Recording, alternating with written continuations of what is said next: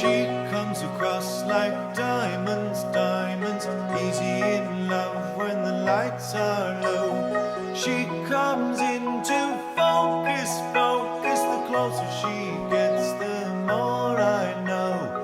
She takes more whiskey than I wine. Okay, I've been doing a bit of an experiment tonight. I started with low peat, somewhat medium ABV, and I moved to higher peat with lower ABV. Now I'm moving to more peat with even less ABV. I'm going to Bowmore 12. Now, you may wonder why I've gone to Bowmore 12. I'll tell you. First time I had Bowmore 12 was, I have to type that in here, hold on.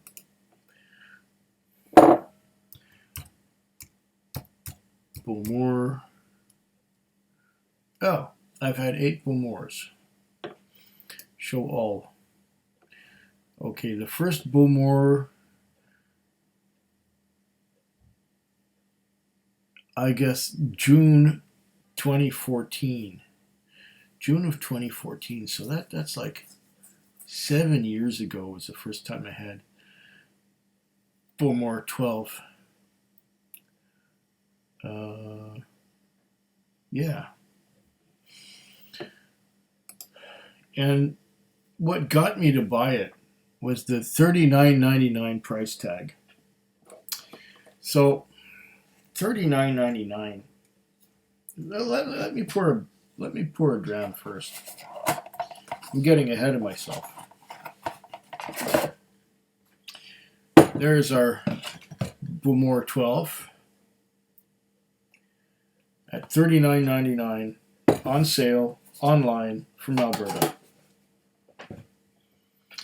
Let's find the little C-shaped thing to put my fingernail on.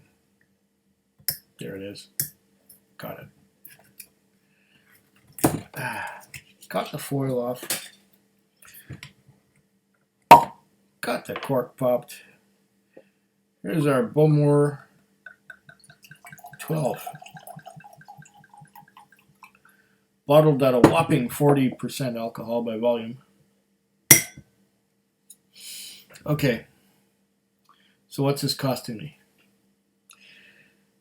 $39.99 times 0.05,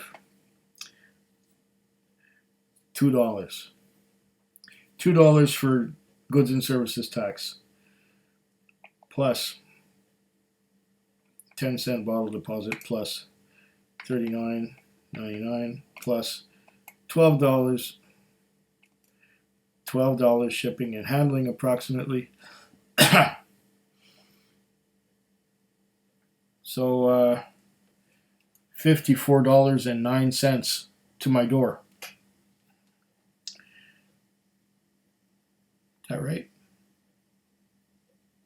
Yeah, including the shipping and handling. Now if you go to BC Liquor and we go to Bowmore 12. Let's see what happens here.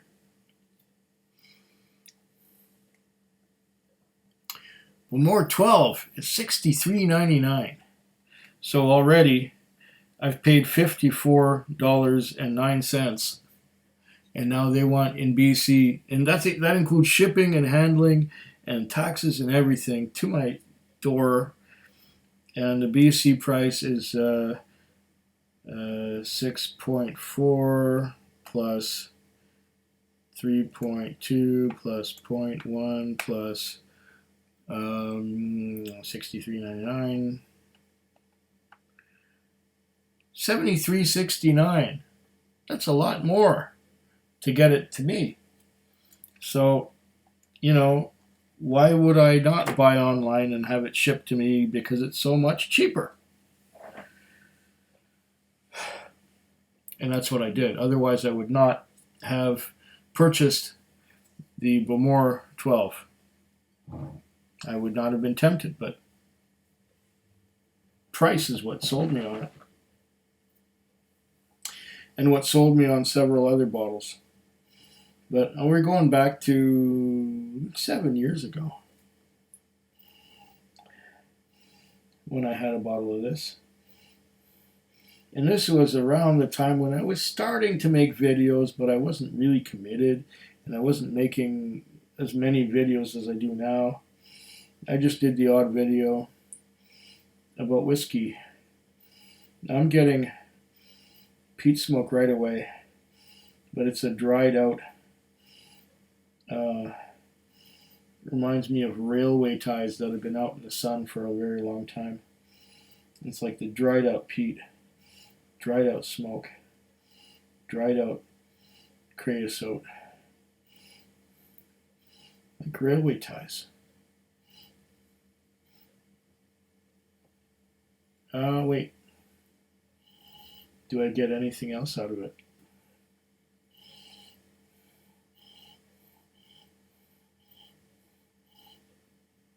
Just smoke and creosote. Smoke and creosote. I should have filled up on water. Somehow I forgot to do so. Call it negligence on my part. Okay. Mostly what I get first is smoke and railway ties. And then I'm getting some influence of sherry casks. I'm getting some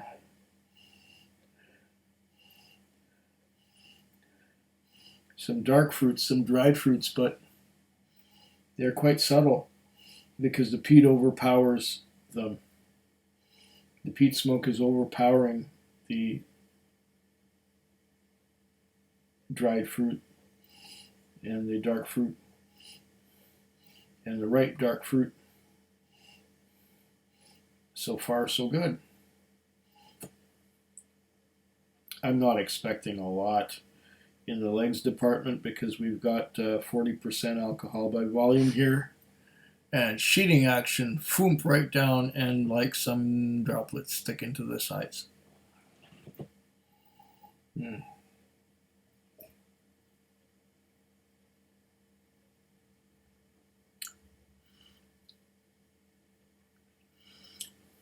Yeah. I'm getting peat smoke. I'm getting some sherry cask influence. I'm getting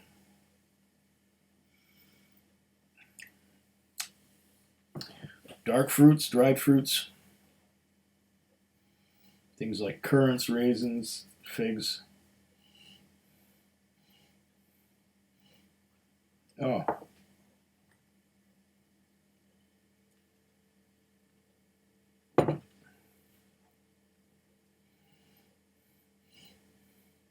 I'm getting all those things. But at the same time,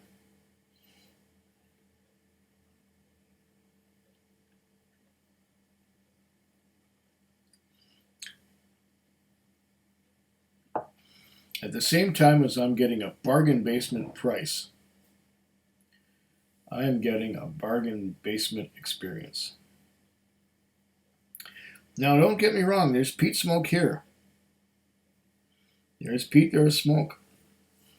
There's fruit, there's sherry. There are all of those things. However, the major element that I'm experiencing is that this has been watered down far too much. What would Bowmore 12 be like if it was bottled at the same ABV as, for example, Bunnahabhain 12, which I had earlier tonight, which was fantastic, and it was a big assault on the taste buds. Just lovely. and the Highland Park 12, which was also showing its presence, even though maybe it was not as intense as the Bunnahabhain. It had more peat to it, which made up for that. But here I get even more peat, and I get the dark fruits, and I get all of that. But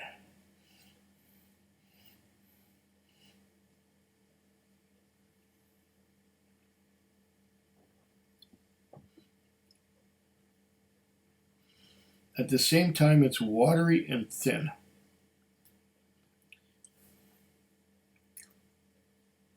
Now, I could have started with this, and I could have moved on to the Highland Park 12, and I could have moved on to the Bunnahabhain 12. But I wanted to get the strongest peat first, or the strongest peat last. I wanted to go from low peat, to higher peat to higher peat. And this is the most peated of the three, but it tastes the most watered down.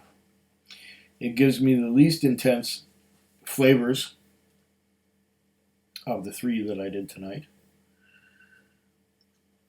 I am getting some peat on the finish. Yeah, there's a bit of a tingling on the tongue. A tingling on the tongue of peat smoke. But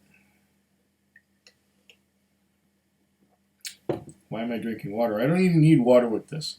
This is watered down all the way.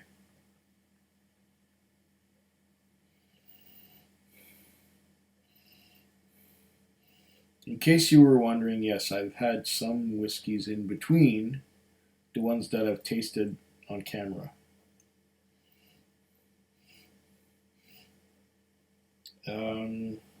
What did I have? I had some of the,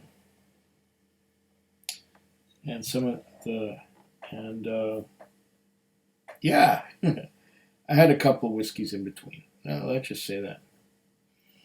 But the general theme was from higher ABV, low peat content, to lower ABV, higher peat content. I'm getting some tarry notes, some creosote notes. Yes.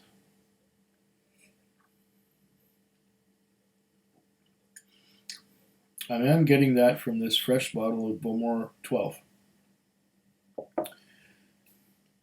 For single malt, it's cheap.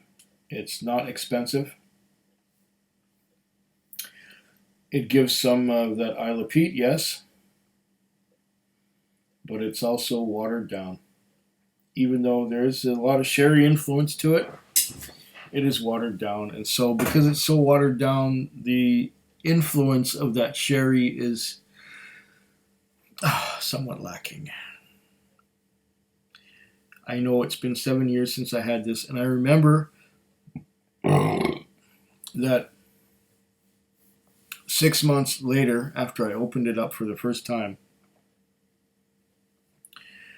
it was pretty weak in the peat department. It kind of faded. All the flavors faded. The peat smoke faded. What was left of the dark fruits faded and faded right out. And it was giving me a pretty hollow experience after only 6 months. This is a starter whiskey. I've had Bowmore 18. Bowmore 18 was really good. There are some independent bottlings of Bowmore, which I've never had, but others have tried them and said that they were really good. There's some very old Bowmores, also from independent bottlers, that are supposed to be good. But this is what I was able to get from the retailer in Alberta for not very much money. So as a starter whiskey or as an everyday sipper, just to get some whiskey in you.